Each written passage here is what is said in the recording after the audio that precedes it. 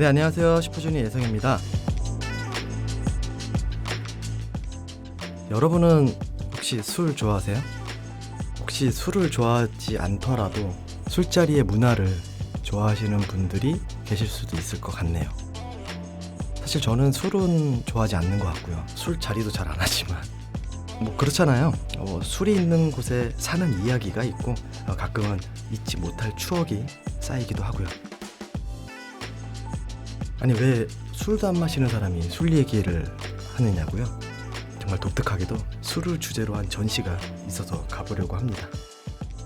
서울 성수동에 있는 우란문화재단입니다.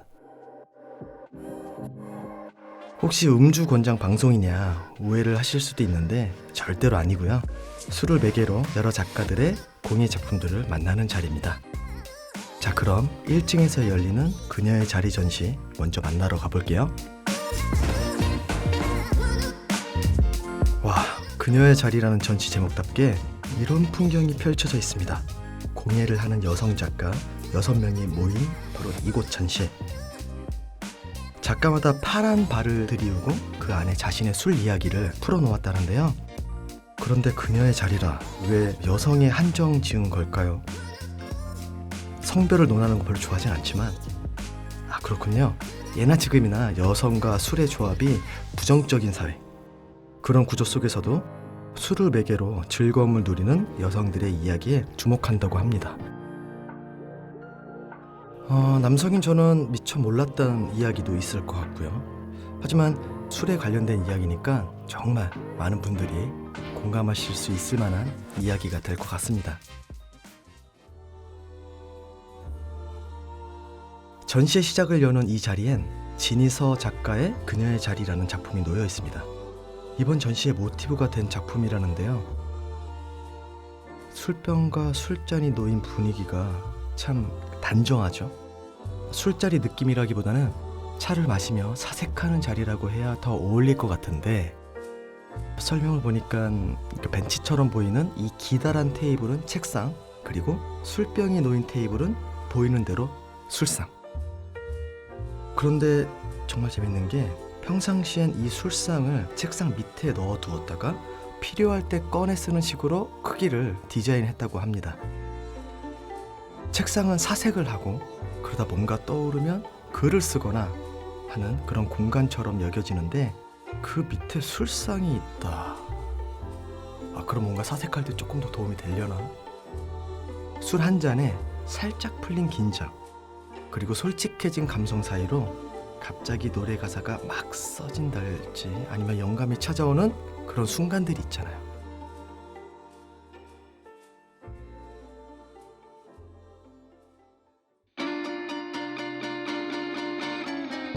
이 자리는 정말 익숙한 풍경이에요. 어릴 적에 저희 집 부엌에도 이런 찻잔과 그릇들이 있었었거든요.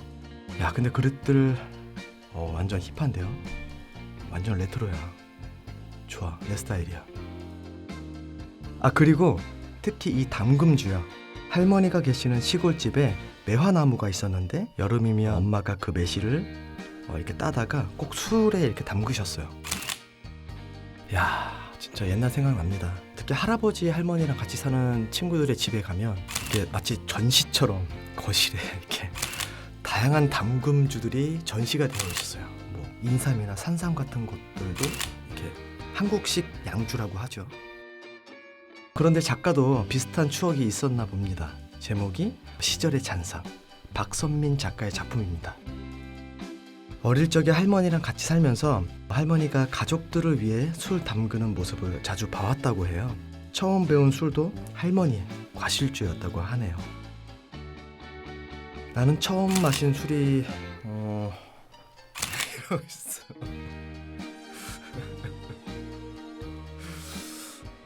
진짜 솔직하게 얘기하면 고등학생 때죠. 고등학교 수학여행 갔을 때 꼭 이렇게 술을 조금씩 갖고 오는 애들이 있었어요. 그때 뭐 이제 한 모금 맛보는 거죠. 사실 뭐 이거는 술을 마신 거라고 하기보다는 경험, 추억에 가깝고요. 특히 대학교 1학년 때는 저 술 좀 자주 마셨던 것 같아요. 일주일에 꼬박꼬박 2, 3일은 마셨던 것 같아요. 연습생 하면서 한번 그때는 제가 완전 최악의 시기를 겪을 때였었어요. 그리고 그때 당시에는 지금보다 포장마차가 되게 많아서 그게 그렇게 감성이 좋더라고요. 여러분들은 어떠신가요? 희철행이 좋아하는 우정주라든지 뭐 아니면 뭐 가족과 함께 했던 아버지께 보통 이제 술을 많이 배우잖아요. 그런 떠오르는 추억들이 있으신가요?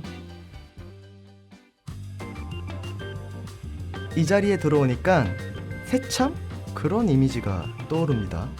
왜 시골에서 보면 이렇게 소쿠리에 새참 음식들을 그릇에 잔뜩 담아와서 다 같이 함께 일한 분들이랑 나눠 먹잖아요. 그러다가 이제 마지막에 이제 막걸리도 한 사발씩 나눠 드시고요. 야, 근데 진짜로 그런 그릇들이 맞다고 합니다. 베어리어블 세트, 이혜미 작가의 작품들인데요. 작업실에서 일을 하다가 문득 힘들거나 작업이 잘 안 되거나 혹은 외롭거나 하면 가까운 지인들을 이렇게 싹 불러 모은대요. 그리고서는 결함이 있어서 판매나 전시가 어려운 그런 잔들이나 접시에 술이랑 안주를 담아서 먹고 마시면서 논다는 겁니다. 생각만 해도 정말 즐겁네요. 뭔가 작업실에서 느껴지는 그 감성도 있을 것 같고요. 아무렇게나 그릇을 집어다가 술이며 안주며 펼쳐놓은 그런 프리함도 그렇고, 뭔가 저도 항상 녹음을 막 하거나 반주를 막 거하게 치거나 그러면서 작업을 하진 않고요.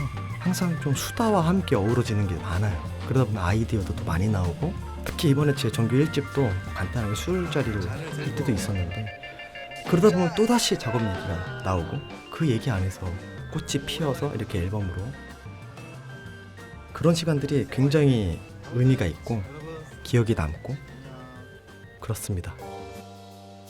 여기는 분위기가 다소 비장한 것 같습니다.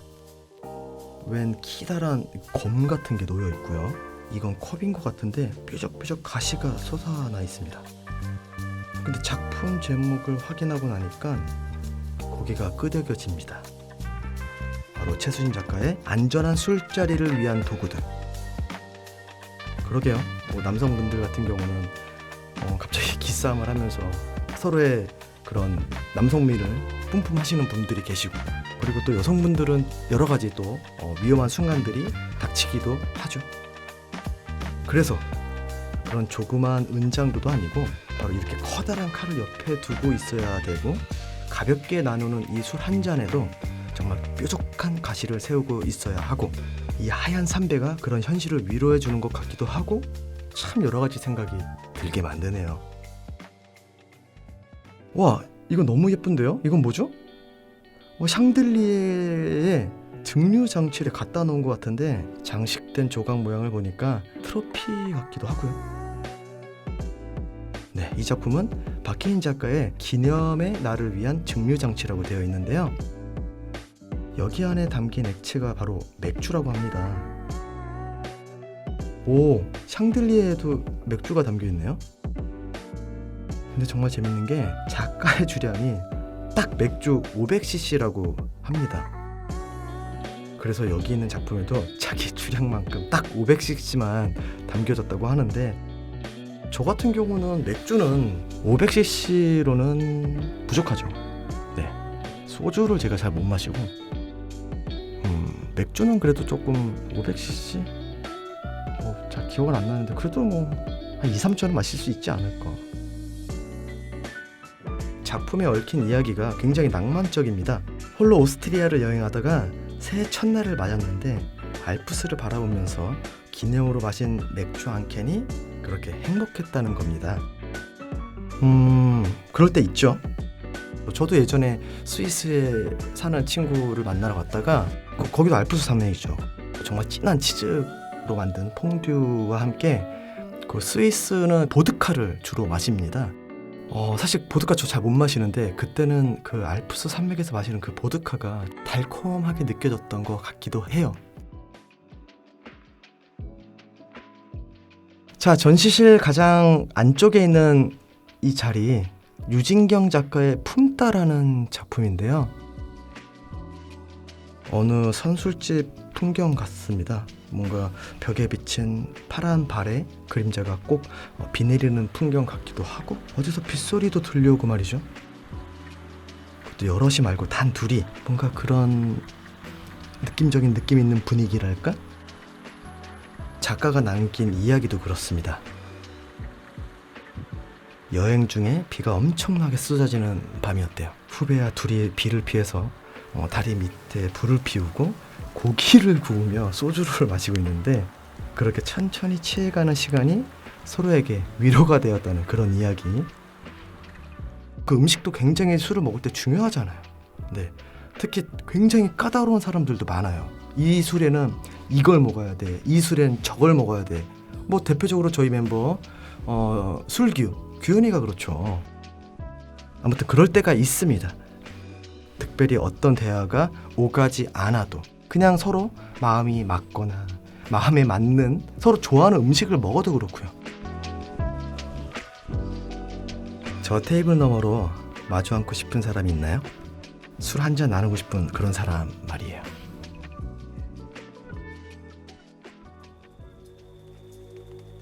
(1층) 전시 공간을 나와 계단을 올라가 2층 극장 안으로 들어가면 그윽한 밤 풍경이 눈앞에 펼쳐집니다. 방금 전까지 사람들이 북적이는 술자리에 있었다면 지금은 저 혼자입니다. 존경받는 문학평론가셨죠? 고 황현선 선생님의 산문집 밤이 선생이다에 이런 구절이 있습니다.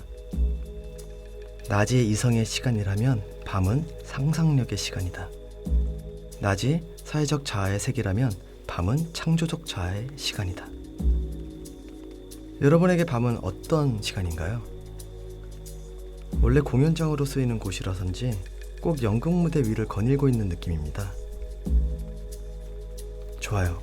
잠시 이야기를 멈추고 한번 걸어보도록 하자고요. 그러면서 조용히 명상에 잠겨보는 거죠.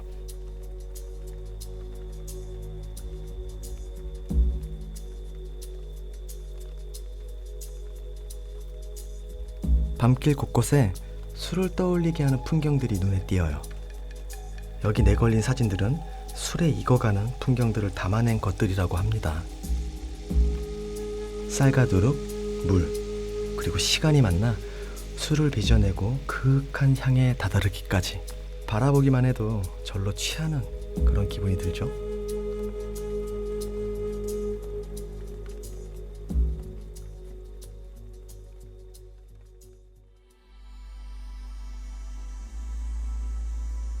이것 보세요.